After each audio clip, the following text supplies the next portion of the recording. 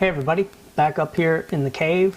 I was thinking about doing a quick video about a progression in design that I had on a lure that I sort of stumbled into making, and then I've been slowly progressing and making it a little better step by step. And I was fishing with my Fat Belly, which is this one is a diving version, one with a lip. I was fishing one without a lip, similar to this one. The fellow I was fishing with, a friend of mine, a fellow engineer, was getting frustrated, so I saw him switch out to another lure, and it turned out to be a soft dine, and I'll put a picture here. And it's kind of a funky looking lure. It's a rubber lure or a soft plastic lure, shaped and designed like a hard twitch bait. It's got some foil in it. It's not the prettiest bait in the world, and it doesn't really act that great in the water, but it catches fish. I was really astonished. He started to catch fish and caught up with me pretty quickly. It got me thinking. So I took a look at it in the stores. It's like a $10 lure. I have a hard time paying 10 bucks for a piece of rubber. So I thought, well, you know what? I'm going to make a lure that's similar to that. I want to know, what is it? What is it? Is it the size? It's slightly smaller than this, and it's more of a drifting sort of a glide bait than this is. Then that one had no rattle. So I thought, I'm going to go ahead and make a lure just like it, but I'm going to make a hard bait. So I did, and I'll put a picture of it here. And I took that out, and I made it as similar to the soft dine as I could. Obviously, it's a hard bait. I made it out of balsa, and I made it the same buoyancy, you name it, about the same weight, almost exactly the same size and length. Took it out there, and it didn't really catch fish. I mean, it caught fish, but not like I expected it to, and certainly not like the soft version did. So I thought, okay, so there's something in this soft bait business here. There's something going on that attracts a bite because of the soft body. So I decided, well, you know what? I'm going to go ahead and make a soft version. So I went out there. I went down to the garage, and I thought, I'll go ahead and make another mold. And then I thought, what for? I've got molds. I've got a lure I like.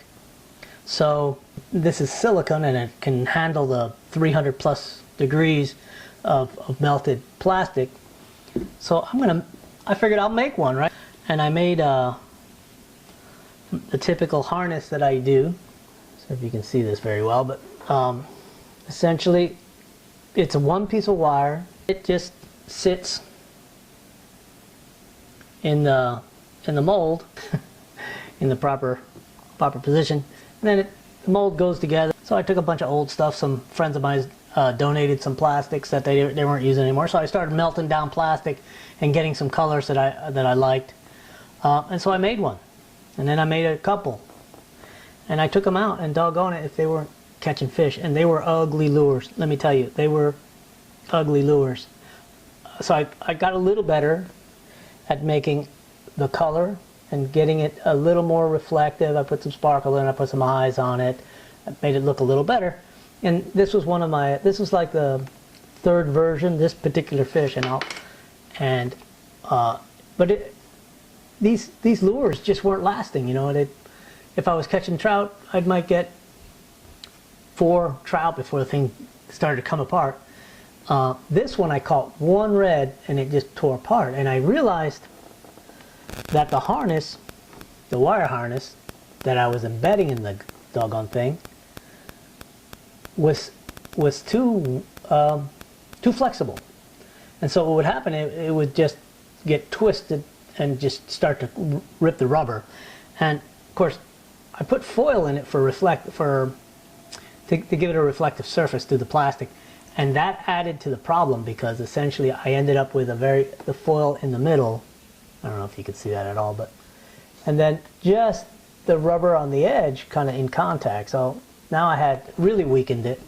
So I realized I had to make a change. I had to take a look at what the dynamics were, where the loads were going, how I could stiffen it. I mean, you can only stiffen, you know, flexible steel in a flexible body so much. I mean, right?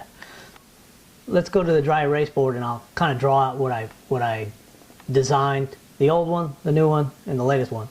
And took that harness and taped it to a piece of paper so that you can kind of see it on the contrast there. You can see what I've made. Basically, it's a one piece. There's no special ties, nothing soldered, nothing twisted. So this is the general shape of the lure. That's the eye. Here's the belly hanger, and here's the tail line. My original harness, and so I used that exact one on the rubber. Well, if you can imagine the stress when you've got the main line pulling and then the fish pulling on that treble, you can see where it would have room to flex and rip. Most fish hit the head of the lure, and you'll see that this hook is the one that ends up inside their mouth. And then the tail hook ends up on the side of their head, on their gill plate, side of the body, depending on how big the fish is. My first attempt at fixing that was to think, okay, I know that from here to here, I've got a straight shot, right? Nothing's moving there. This is a 174 pound leader line. That's not stretching. So what I needed to do was figure out how to make this a little more rigid. So I thought, well, what I can do is just do a straight line there. So if it hooks here, then it's pulling directly from here to here. And we've got the same situation, right? We've got heavy wire twisted, no way it's coming apart or moving much. Well, what I didn't take into account is the movement between these two.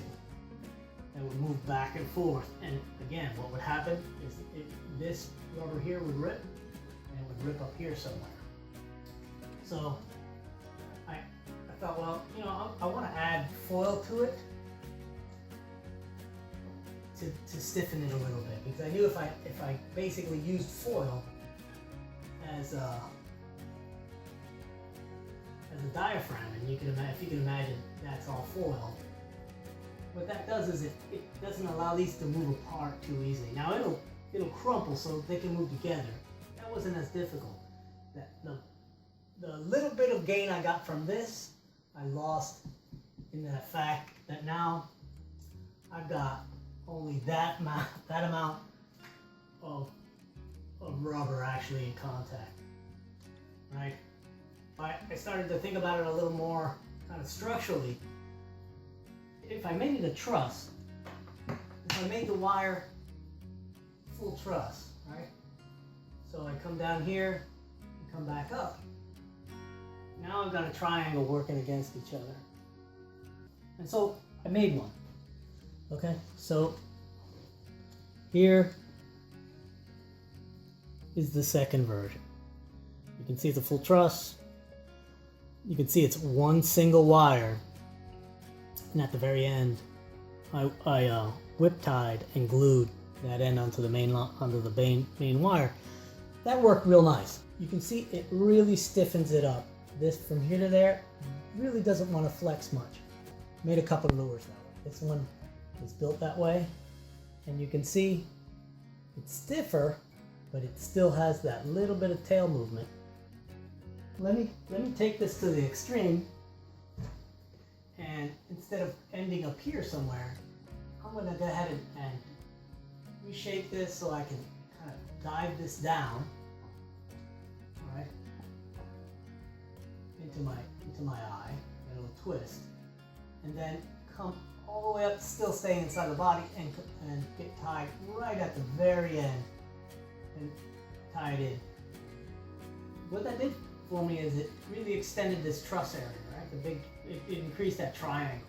So here's the my first idea, and then I took it out a little farther. So in the end, I ended up taking it all the way to the end. But then I realized I can go back to the foil trick, right? And basically use the foil as a diaphragm and not take it above the wire, but basically wrap it around this wire.